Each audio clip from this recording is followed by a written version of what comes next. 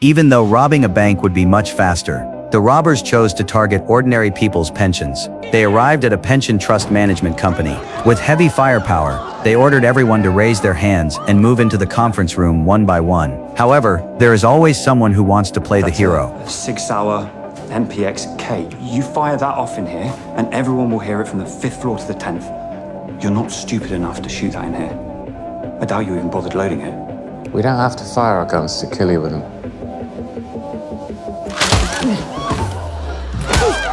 The man's resistance gave the robbers the perfect chance to make an example of him. After that, no one dared to make any moves. Then everyone was ordered to squat in the conference room. Only the transaction team was allowed to stand up. But when two women tried to stand at the same time, the younger girl in front was pushed back down by her coworker. Why'd you tell her to sit down?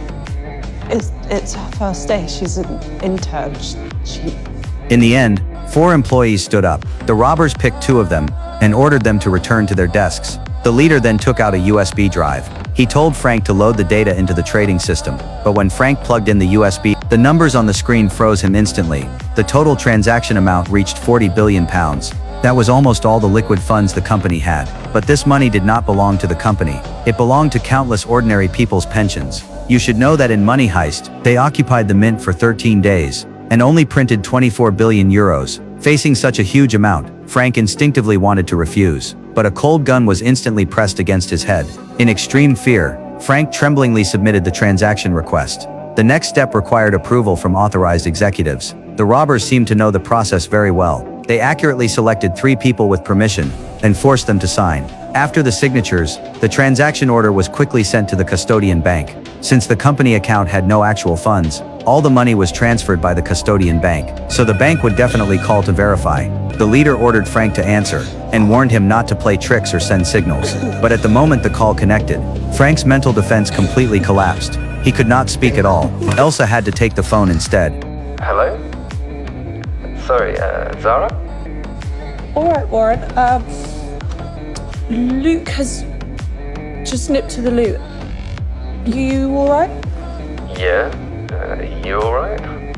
The other side clearly noticed something strange in her voice, but Elsa quickly adjusted and came up with an excuse. The bank questioned the huge transfer to an unfamiliar account, saying they had never handled this account before. Elsa explained that this was a new hedge fund investment project of the company. The other side continued to ask why the amount was so large. Elsa calmly replied, these funds had long-term cooperation and were recommended by a senior investment manager. They were very reliable.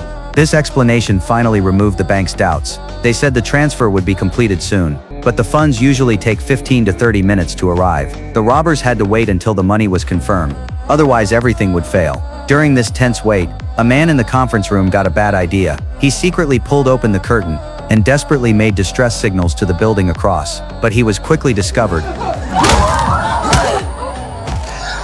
A robber rushed over and dragged him out. They demanded to know if anyone across saw the signal, and warned that if the police appeared, he would be the first to be executed.